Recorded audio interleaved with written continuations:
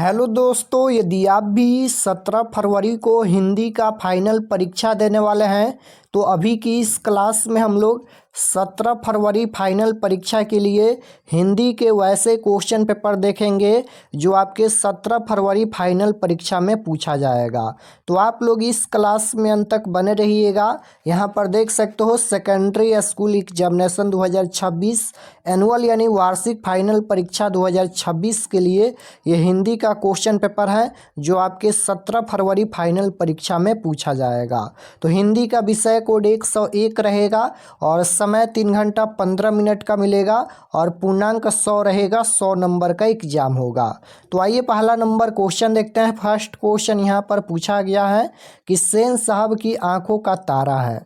तो सेन साहब की आंखों का तारा कौन है? तो सेन साहब की आंखों का तारा खोखा है। Right answer option number B हो जाएगा। सेन साहब का बेटा यहाँ पर ये खोखा है और सेन साहब अपने बेटे खोखा को बिजनेसमैन इंजीनियर बनाना चाहते थे, ये भी आपको याद रखना है। तो right answer option number B हो जाएगा, खोखा। क्वेश्चन नंबर 2 पूछा गया है कि खोखा के 2 दांत किसने तोड़ डाले? तो मदन ने तोड़ डाले। राइट आंसर ऑप्शन नंबर ए हो जाएगा क्वेश्चन नंबर 2 का। क्वेश्चन नंबर 3 यहाँ पर पूछा गया है कि महल और झोपड़ी वाले की लड़ाई में अक्सर महल वाले ही जीतते हैं, पर उसी हालत में जब दूसरे झोपड़ी वाले उनकी मदद में अपने ही खिलाफ करते हैं। किस पाठ की पंक्ति है?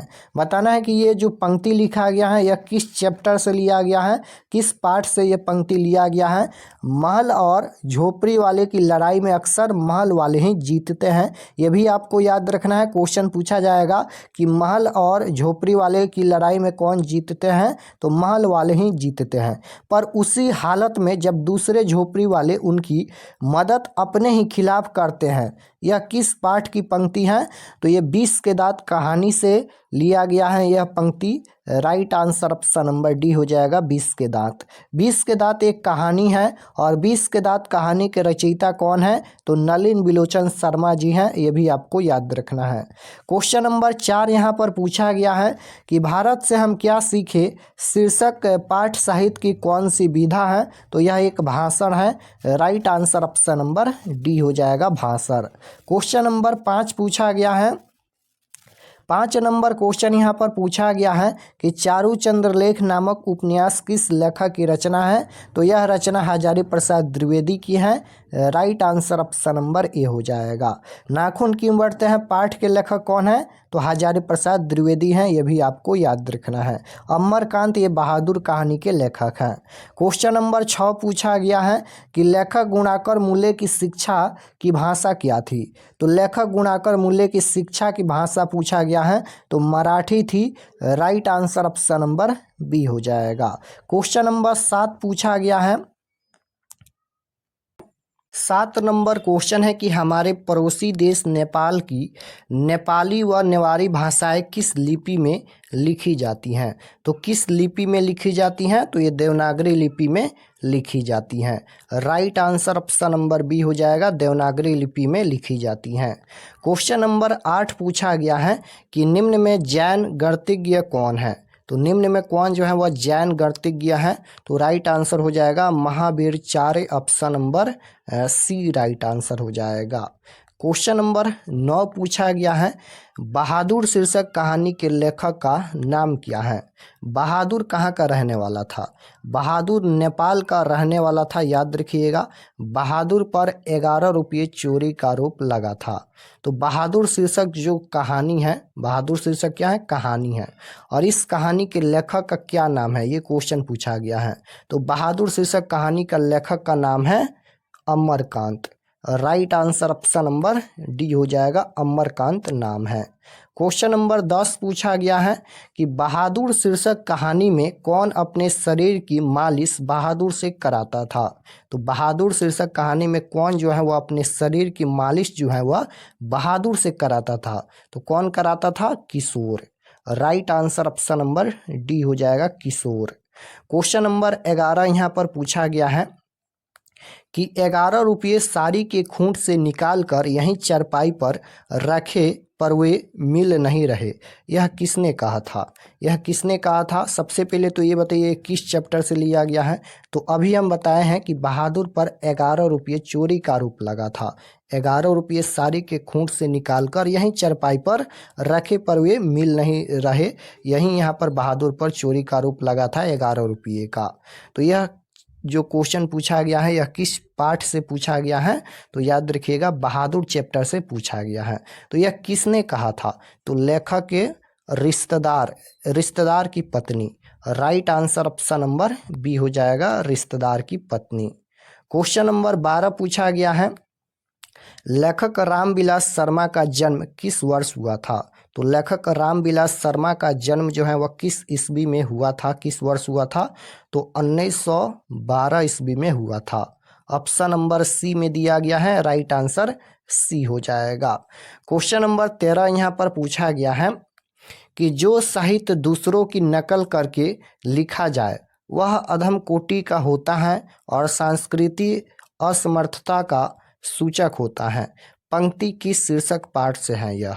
यानी यहाँ पर जो ये पंक्ति लिखा गया है यह किस चैप्टर से लिखा गया है, यानी किस चैप्टर से लिया गया है? तो परंपरा का मूल्यांकन। Right answer option number C हो जाएगा। क्वेश्चन नंबर 14 पूछा गया है कि कितने वर्ष की उम्र में बिरजू महाराज को संगीत नाटक अकादमी अवार्ड मिला था? तो कितने वर्ष की उम्र में बिरजू महाराज को संगीत नाटक अकादमी अवार्ड मिला था? तो 27 साल की उम्र में जो है वह बिरजू महाराज को संगीत नाटक अकादमी अवार्ड मिला था। तो right answer option number D हो जाएगा, 27 साल की उम्र में। 15 नंबर क्वेश्चन है कि बिरजू महाराज कानपुर कितने साल रहे? बताना है कि बिरजू महाराज कानपुर कितने साल रहे? तो 2-2.5 साल। Right answer option number B हो जाएगा, 2-2.5 साल। क्वेश्चन नंबर 16 पूछा गया है कि व्यंजन वर्णों की कितनी श्रेणियां हैं? यह क्वेश्चन व्याकरण का क्वेश्चन है। व्यंजन वर्णों की कितनी श्रेणियां हैं? तो 3 श्रेणियां हैं। Right answer option number C हो जाएगा। क्वेश्चन नंबर 17 देखिए पूछा गया है कि जिस स्वर के उच्चारण में तिगुना समय लगे उसे क्या कहते हैं? तो जिस स्वर के उच्चारण में जो है वह तिगुना समय लगे उसे क्या कहते हैं? तो प्लुप्त स्वर कहते हैं। Right answer option number D हो जाएगा, प्लुप्त स्वर कहते हैं। क्वेश्चन नंबर 18 है कि हिंदी में अनुनासिक वर्णों की संख्या कितनी है? हिंदी में अनुनासिक वर्णों की संख्या कितनी है? तो 2 है। ऑप्शन नंबर ए राइट आंसर होगा, हिंदी में अनुनासिक वर्णों की संख्या 2 होता है। क्वेश्चन नंबर 19 पूछा गया है कि स्वर संधि के कितने भेद होते हैं? यहाँ पर स्वर संधि के भेद पूछा गया है। संधि के 3 भेद होते हैं, स्वर संधि, विसर्ग संधि, व्यंजन संधि। तो यहाँ पर स्वर संधि का भेद पूछा गया है, तो स्वर संधि के 5 भेद होते हैं। क्वेश्चन नंबर 20 है कि दुष्चक्र शब्द का संधि विच्छेद क्या होगा? संधि विच्छेद पूछा गया है, तो दु प्लस कर हो जाएगा। Right answer option number C होगा। क्वेश्चन नंबर 21 पूछा गया है कि य र ल व कौन सा व्यंजन कहलाते हैं? तो य र ल व कौन व्यंजन कहलाते हैं? तो ये हो जाएगा अंतःस्वथ व्यंजन। Right answer option number D होगा। क्वेश्चन नंबर 22 पूछा गया है, निम्न में शुद्ध शब्द कौन है? शुद्ध शब्द बताना है। छात्र हैं, कालिदास या घनिष्ठ या उपयुक्त? तो राइट आंसर क्या होगा? शुद्ध शब्द पूछा गया है तो घनिष्ठ हो जाएगा। Right answer option number C होगा। 23 नंबर क्वेश्चन यहाँ पर पूछा गया है कि मनुज शब्द में उपसर्ग क्या है? मनुज शब्द में उपसर्ग पूछा गया है, तो उपसर्ग शब्द के पहले जुड़ता है। मनुज में यहाँ पर म उपसर्ग जुड़ा है और नूज यहाँ पर जो है वह नूज जो है वह मूल शब्द है। ये मूल शब्द है और ये उपसर्ग है। तो राइट आंसर ऑप्शन नंबर ए हो जाएगा, मनुज शब्द में म उपसर्ग जुड़ा है। क्वेश्चन नंबर 24 पूछा गया है कि निम्न चिन्हों में प्रश्नवाचक चिन्ह कौन है? प्रश्नवाचक चिन्ह बताना है। तो देखिए यहाँ पर ये प्रश्न पूछा गया है, तो प्रश्नवाचक चिन्ह यहाँ पर देख सकते हो ऑप्शन नंबर ए में ही दिया गया है। Right answer option number A होगा। क्वेश्चन नंबर 25 नंबर क्वेश्चन है कि संज्ञा के कितने भेद होते हैं। बताना है कि संज्ञा के कितने भेद होते हैं।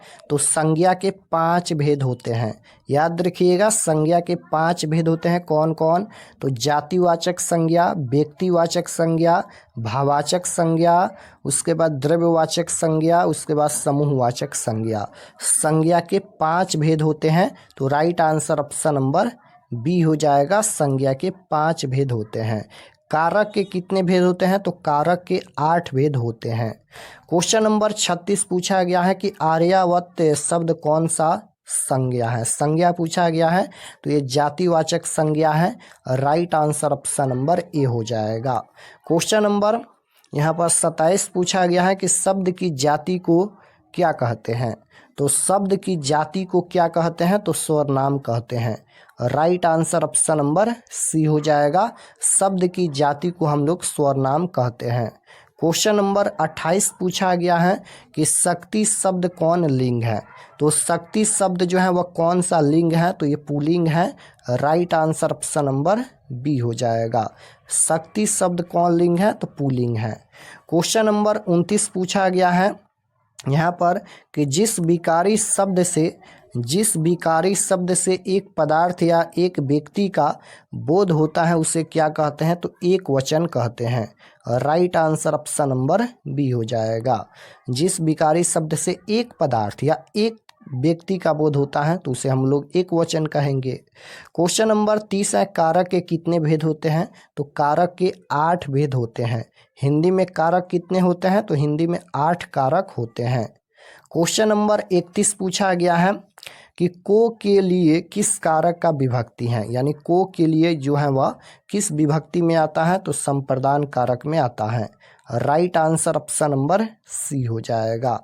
32 नंबर क्वेश्चन है कि अभिनव शीर्षक पाठ फ्रेंच शासकों ने किसकी गतिविधियों पर नज़र रखने के लिए किला बनवाया था? तो पोप की हो जाएगा। Right answer option number C होगा, पोप की। क्वेश्चन नंबर 33 यहाँ पर पूछा गया है, रोन नदी कहाँ है। रोन नदी जो है वह कहाँ स्थित है? तो रोन नदी जो है वह दक्षिण फ्रांस में स्थित है। Right answer option number D हो जाएगा।